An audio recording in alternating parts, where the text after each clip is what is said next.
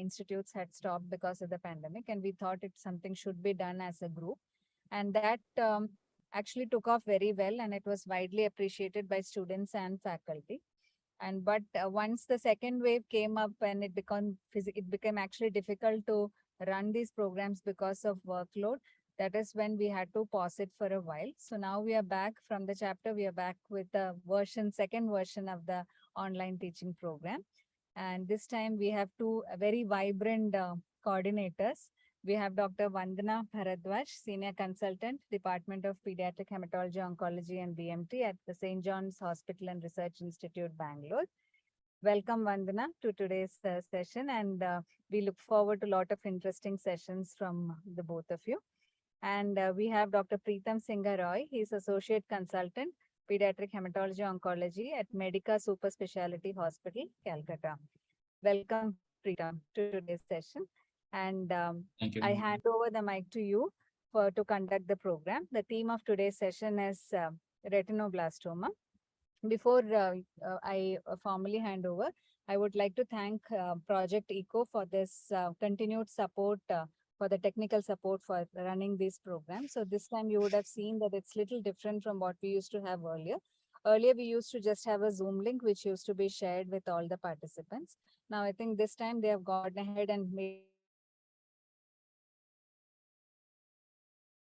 to get to that IECO platform and log in from there. I think we'll slowly get the hang of it as we do more programs. We have scheduled the program on every second Thursday of the month. And again in the evening, because that was requested by trainees last time, that during the day it becomes a little difficult. So I think this timing of 7 to 8:30 p.m. should be convenient for all. So we look forward to a lot of interaction from everybody, trainees, faculty who are guest faculty from outside as well. So I hand over to Vandana and Preetam to conduct today's session. Thank you, ma'am, for the words of wisdom. So our first session in this online teaching program popular cancer, and as we know that despite being largely treatable, the disease has grossed the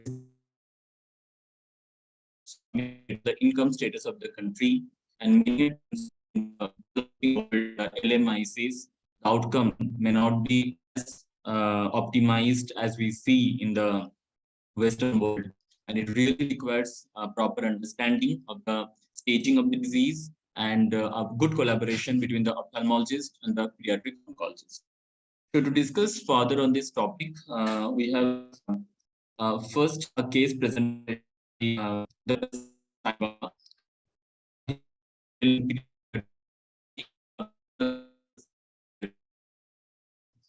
I request Dr. Sai Shiva to start presenting his, start sharing his screen and present the first case of retinoblastoma. Thank you. Over to Dr. Sai Shiva. Thank you.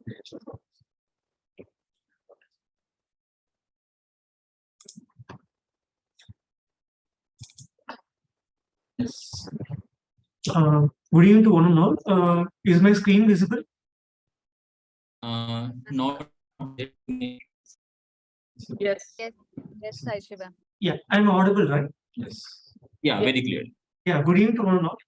I thank PHO for giving me this opportunity to present the case. So today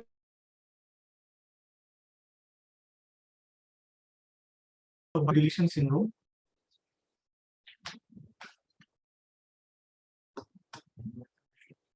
Click on that. Okay. So we had a 9-month female child who was the first of the twin, and she was born by late preterm to a 3rd-degree consanguineous marriage. She presented with a defective vision in the form of not reaching for objects or recognizing the mother at 9 months of age. And there was no family history of retinoblastoma or osteosarcoma. Examination revealed a dysmorphic facies. That is, the child had a plagiocefali, low set ears, antemolar slant, thin upper lip. And examination wise, the cornea, conjunctiva, and sclera were normal. Visual acuity assessment in the both eyes, the child was not fixing or following the light. and in both the eyes, leukocoria were present, and direct and indirect light reflex were absent in both the eyes. Rest of the system examination was normal. So we went ahead with the investigations. First, we did examination under anesthesia, which revealed a group D retinoblastoma in the right eye with diffuse vitreous seeds and retinal detachment. And in the left eye, there was a group E lesion, which was actually filling the entire vitreous cavity. And the left eye also had glaucoma with retinal detachment. So we proceeded with the imaging. The MRI brain with orbit we had done with plain and contrast. It was showing actually I'm sorry. yeah, it was showing an enhancing lesion in both the eyes. In the right eye, the lesion was in the majority, most of the posterior part, whereas in the left eye, it was filling almost the entire of the vitreous cavity. However, there was no intracranial, retroorbital optic nerve involvement or intracranial extension, and there were no intracranial tumors or like pineal or supracella lesions were not detected. And we, in view of this bilateral involvement, also considering the age of the presentation of the child, we went ahead with genetic workup, and karyotyping was done, which revealed a 46XX chromosome with 13q deletion. So we finally arrived at a diagnosis. So we had a child with 13q deletion syndrome with bilateral retinoblastoma. Right eye was showing group D disease with retinal detachment, and left eye was showing a group E disease with glaucoma and retinal detachment. We proceeded with intravenous chemotherapy, so vincristine, etoposide, and carboplatin, and we assessed the child after 3 cycles of intravenous chemotherapy. So examination under anesthesia done revealed a significant decrease in the size of lesion in both the eyes. However, there were persistence of retinal detachment in both the eyes. The intraocular pressure in both the eyes actually normalized. The lesion in the left eye still was over the optic disc. So we proceeded with 3 more cycles of chemotherapy after having and after the 6 cycles of chemotherapy, we have again reassessed the child. The examination of anesthesia was done, which showed a partial response in the right eye. And in the left eye, there was still an active disease, which was lying over the optic disc. And we also went up with the imaging, MRI brain with orbit we had done. In this imaging, that is after 6 cycles of chemotherapy, there was a significant decrease in the lesion in the left eye. And the right eye also, the lesion had a significant decrease compared to the baseline scans. And even in the response scan, there was no optic nerve involvement nor the intracranial metastasis. At this point, we had counseled the parents regarding the need for enucleation in the left eye, and since there was no vision in the left eye also. However, the parents were not willing for enucleation at this time point, and they wanted to go ahead with the chemotherapy. So we had again repeatedly counseled the parents regarding the stressed about the importance of enucleation. And subsequently, after 7th cycle of chemotherapy, the child underwent enucleation in the left eye. And the post-op histopathological review did not reveal any high-risk histopathological features. So we proceeded with chemotherapy, and after 9 cycles of chemotherapy, we had again reassessed. An examination under anesthesia revealed a mass in the right eye, which was more on the nasal side, with tractional retinal folds, and the subretinal fluid, which was there earlier, had resolved this time. And again, the child received 3 more cycles of chemotherapy, and after 12 cycles, she underwent a laser treatment to the right eye.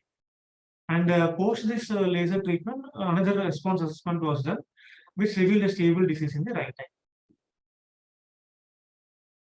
So to sum up, we had a 9 months old female child with a negative family history and confirmed syndrome, 13q deletion syndrome, who presented with bilateral retinoblastoma, right eye with group D and retinal detachment, and left eye with group E and glaucoma and retinal detachment.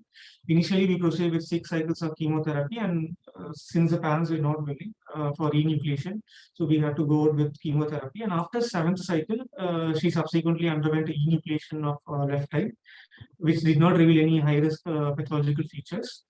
And the child was again continued on chemotherapy, and post 9 cycles, she had received a laser treatment of the right eye. So totally she had received 12 cycles of chemotherapy, and after 12 cycles of chemotherapy, the examination and anesthesia revealed a stable disease in the right eye.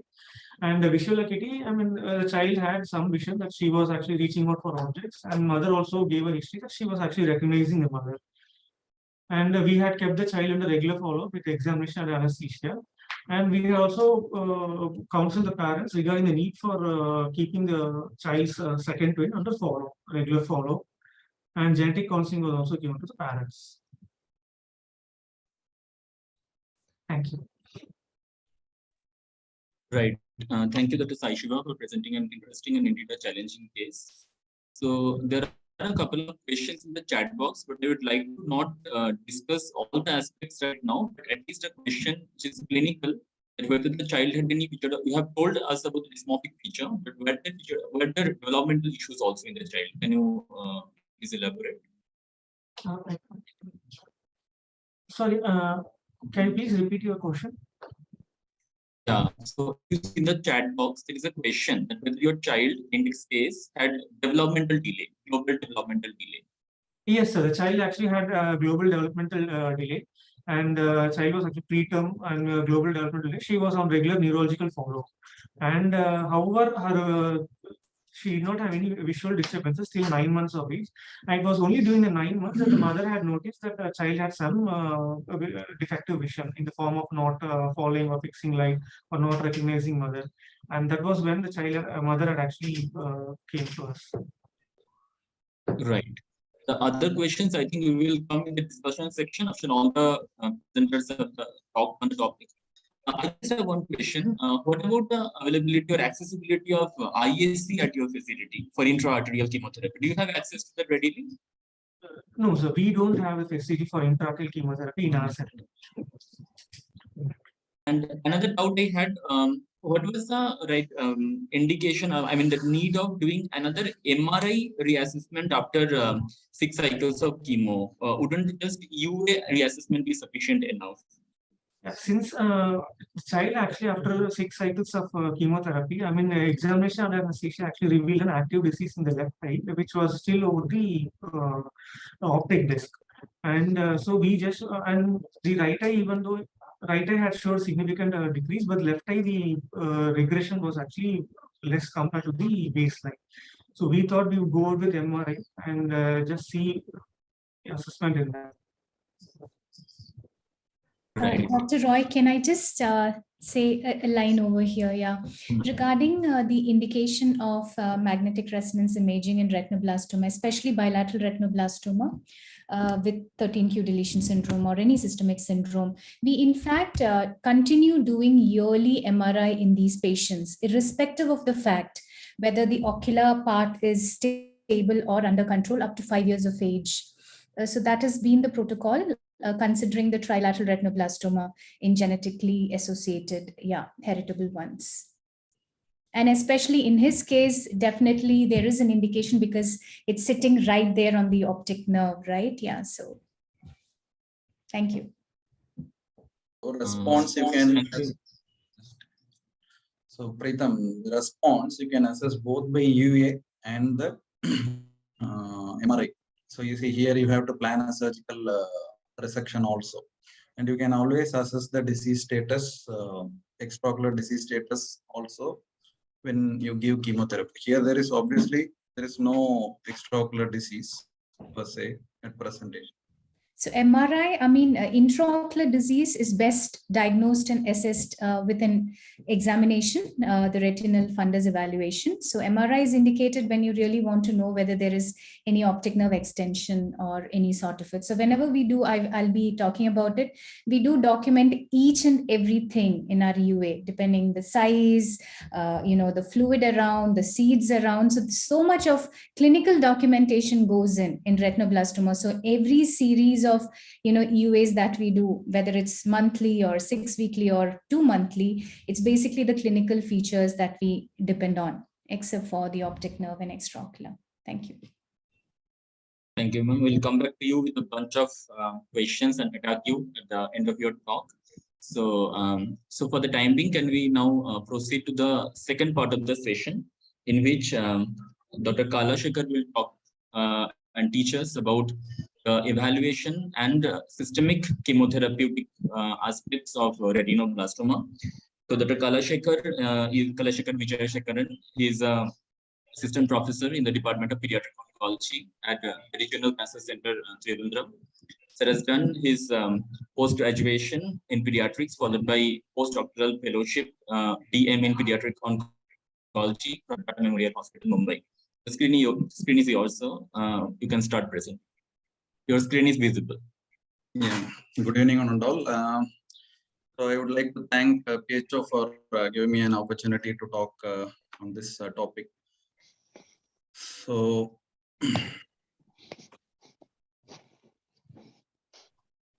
to all the residents who are doing their DM or fellowship, I would recommend them to read papers and studies done by these pioneers in field of retinoblastoma, like Dr. Chantada, who is the current SIOP president, and Dr. Samir Bakshi, who everyone knows, and Dr.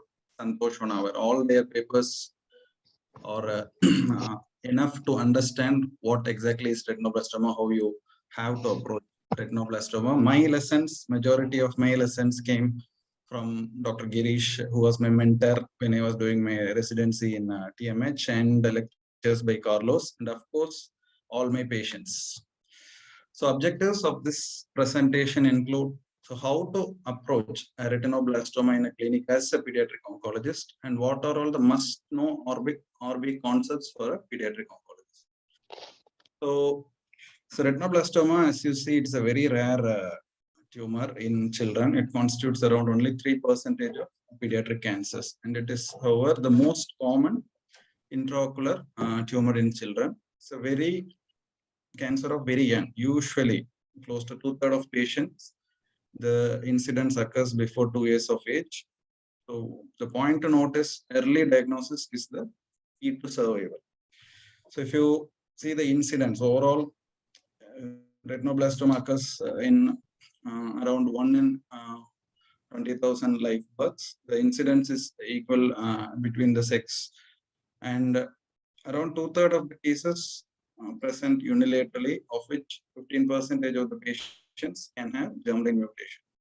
So all bilateral disease will have germline mutation, and the average age at diagnosis is at around 18 months.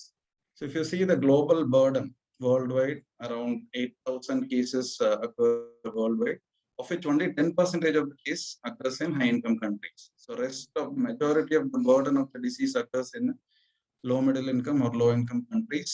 In India, close to 1,200 cases occur per year.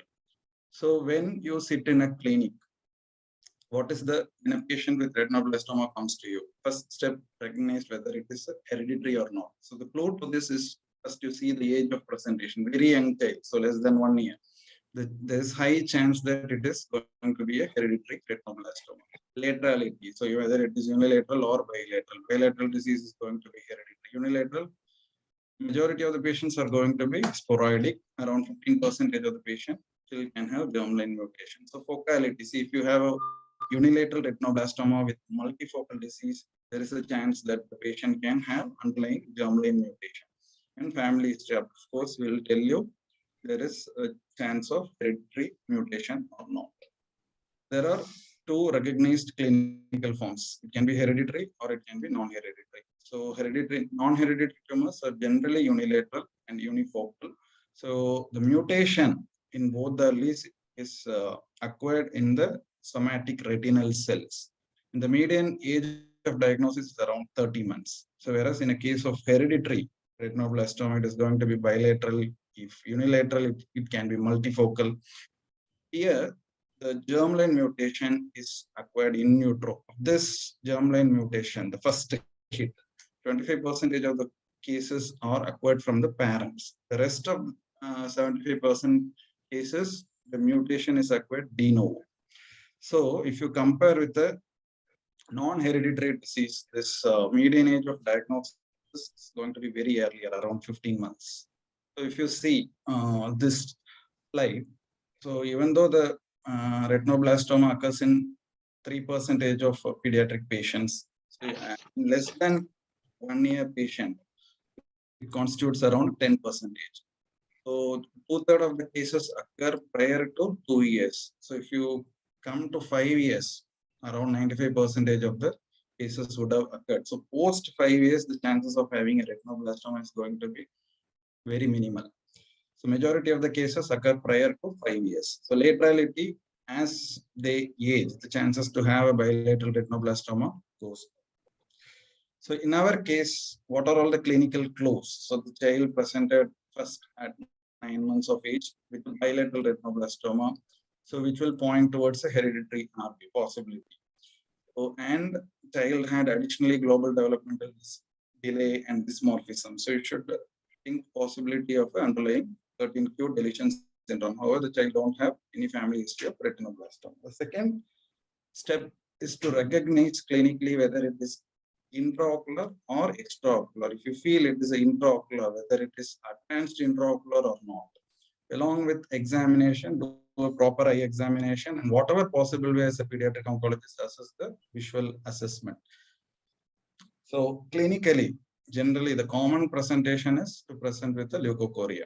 So around 10% of the patient can have blastoma involving areas in and around fovea when they will present with the strabismus, and nystagmus can be a form of presentation. So when a child had additional manifestations like diphthálmus or a glaucoma or a periorbital cellulitis, clinically you should start thinking of an advanced intraocular disease. So retinoblastoma is one disease which spreads sequentially, layer by layer, over a period of time. So as and when it crosses the sclera, the eye starts bulging out. So you will recognize the proptosis. Whenever it becomes extraocular, you can see proptosis and lymph nodes coming up. And obviously you can have metastasis. In our case, child had bilateral leukocoria. However, the cornea and conjunctiva were clear. There was no proptosis. There was no preauricular or neck nodes. So vision, both the eyes, child had doesn't fixed or followed light. So however, examination, the left eye had additional intraocular pressure. So predominantly both eyes look intraocular, maybe probably clinically left eye could have had an advanced intraocular disease. So what is the major problem, as Preetham mentioned? So in high income countries, it is always 90% of the cases are diagnosed when the disease is intraocular. However, in developed countries, so around one third of the cases presents with advanced diseases. As the disease advances, the prognosis is going to be very poor. So this is a paper by Dr. Samir Bakshi, which clearly showed that the age of diagnosis in a unilateral or a bilateral retinoblastoma when compared to a developing country is going to be late, and there is a sex predilection towards male patients. So most common symptom and the fatality remain the same. However, if you see the incidence of ophthalmia, proptosis, localized or advanced metastasis were 1/3, which was very minimal in developed countries. And the intraocular disease, you see 90% of the patients are intraocular in a developed setting, whereas only 60% of the patients are diagnosed in the intraocular state. So there is a gross discrepancy, a delay in the diagnosis. So this is another paper from Dr. Chantada. So this is when they assess the global retinoblastoma burden. So in an LMIC setting, the world's around 2/3 of the patient presents in the LMIC or low-income setting. However, of the whole deaths due to retinoblastoma, 90% of the deaths occur in a low middle income or a low income country setting. And the metastatic disease, 90% of the diseases occur in a LMIC, developing or poor countries. So, and even the patients who opt out of treatment, so majority occur in the close to 97% of the patient occur in a low income setting. So why this problem? There is